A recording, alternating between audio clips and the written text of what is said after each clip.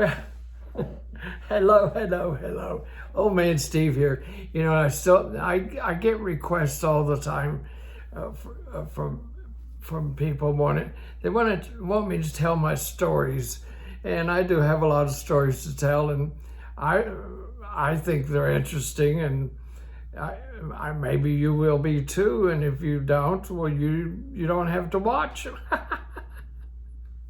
But I'm going to tell some more New York stories, because that was a good time in my life. I was a young man, so back in the 1960s in New York City, and I've already done a couple of videos about that if you want to check them out. So I don't want to repeat myself, but I was in New York.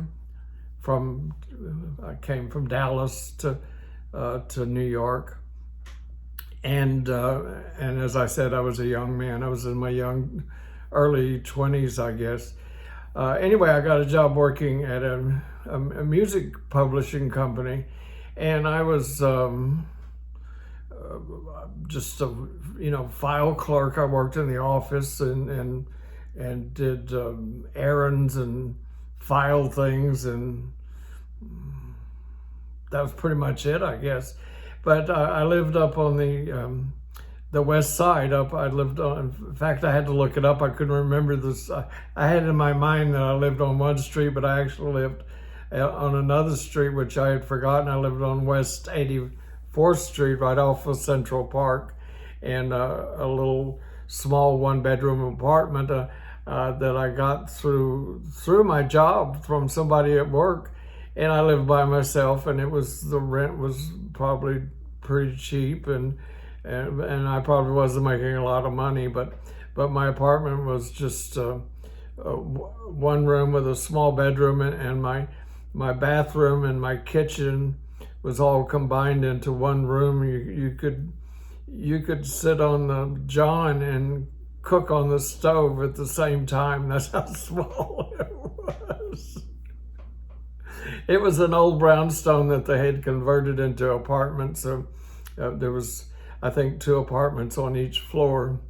So, but anyway, I lived there. And when the big boss found out that I lived where I lived, well, I became his errand boy, because he lived just a few blocks away at one of those big fancy apartment buildings, with a doorman and everything, where all the rich and famous lived.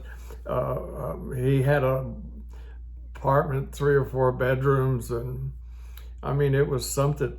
But my job became going by there in the morning on my way to work, which was just a couple of blocks, and picking up his attaché case and taking it into work for him. He didn't want to carry it himself. He wanted somebody to carry it for him. So that's what I did. I mean, it was my job. I got paid for it. And one day I got, of course, I always took the subway. That's the way you don't have a car unless you're rich. My boss had a car because he was an older gentleman, and they were I don't know what they were, Russian, or they talked with he and his brother on the publishing company, and they had very heavy accents, and sometimes it was hard to understand them. And he had a wife, and she was French, and she was much younger than him, and she was very pretty. She looked like a model, and then they had a little boy. And slowly but surely, I became his personal, I guess, assistant or errand boy. Or besides working in the office, if something came up, I had to go do it. I had his little boy, which was, I don't know, 5 or 6 or 7. They had him have swimming lessons, and I had to go pick him up and take him to to this club, this very exclusive club, and this instructor was teaching this kid how to swim. And all I did was just sit there and read a magazine. And then when it was over with, I picked the kid up, took him back to his nanny, and I did that for several weeks during one summer. And then they had a house out on Long Island, and they wanted to know if I drove, and I had a driver's license, which I still did. And so I had to drive his car from New York out to Long Island. And I asked if it was all right if I brought a friend, because I didn't want to go by myself. And so I took this friend of mine, and we went out, and she made us, she had the maid make us lunch. We had sandwiches, and she visited with us. She was very, very nice, but she didn't speak very much English. She was French, and she was it seemed like she was happy to be able to talk to somebody or be with somebody more her age, which I don't know what it was, but she was much younger than her husband. So anyway, after we delivered the car and we had lunch with them, we took the train back into the city, and that took a whole day. So I got a lot of privileges. Like if I had to run errands, I could, from the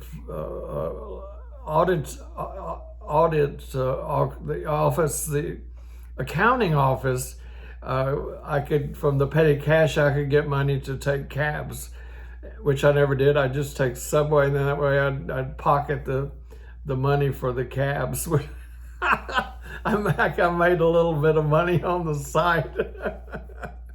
Gosh, I hope they don't find out. But it was just a few dollars here and there. And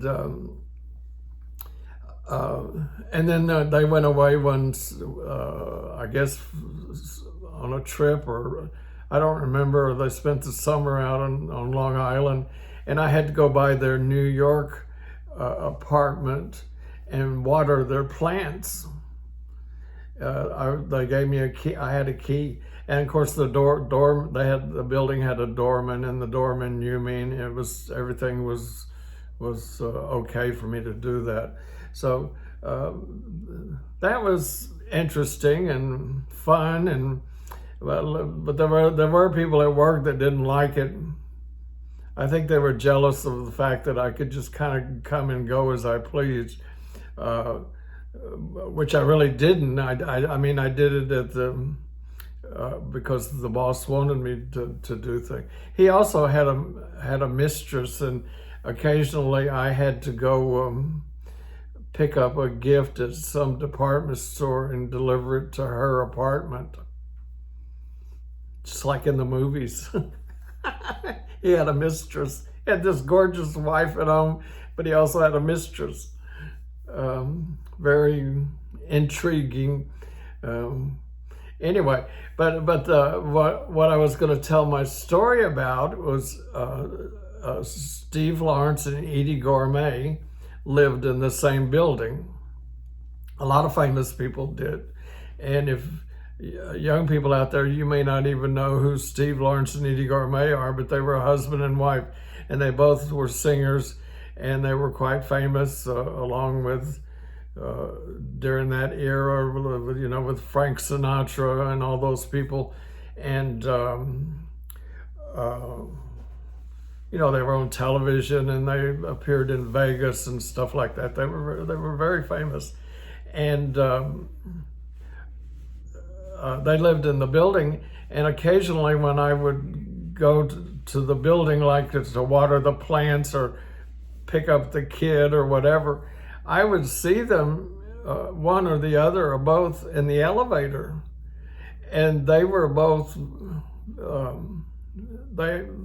They would smile, and eventually, after I guess seeing me a few times, they would even say hello.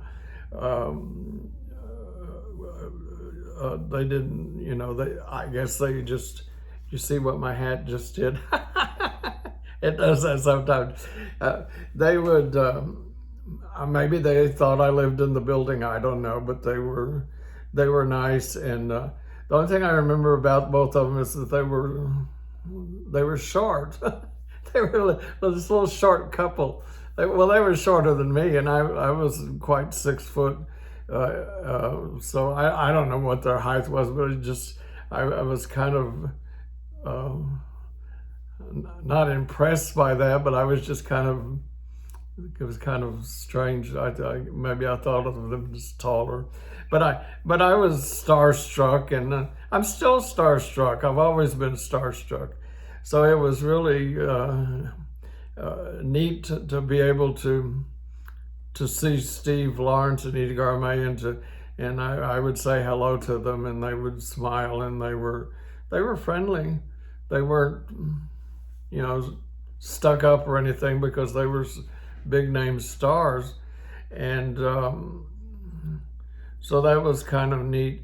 But because of working at the music publishing company, I did meet other celebrities, because the company we owned, publishing company, owned other companies that like the Johnny Cash Company and Elvis Presley Music, and different ones. And this was back in the 60s. This was something that was new, that a conglomerate would own all of these smaller companies. It was something new that was happening, and a lot of people weren't liking it as the artist, but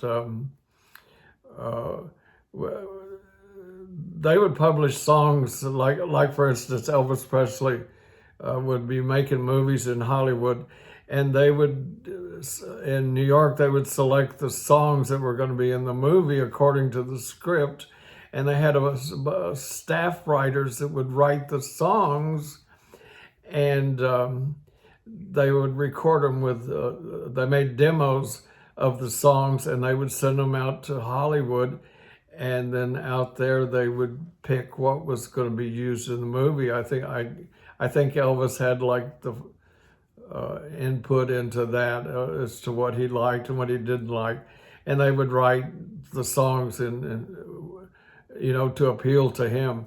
And one of the singers on the demo records was Tony Orlando, and his wife worked at the company that I worked at. It was Hill and Range Music in the Brill Building, and I shared an office with his wife Elaine, and so I got to know Tony, and I got to know his wife, and I even went to dinner to their house once. They lived in New Jersey, and that was back before he was famous. I mean, he wasn't.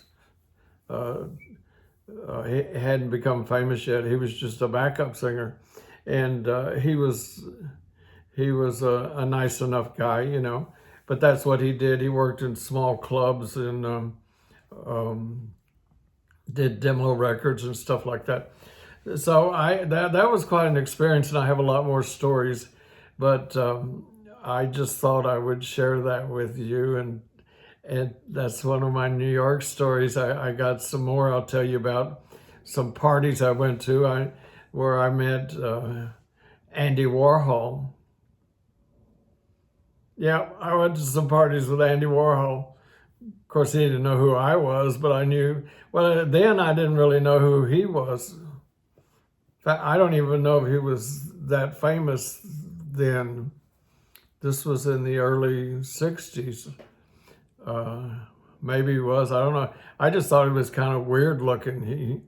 He had like an entourage around him, and there was always these people that were surrounding him, and I don't know, I just thought he was weird. But anyway, that's another story for another time. Okay, that's all for now. I'll see you again real soon. Bye.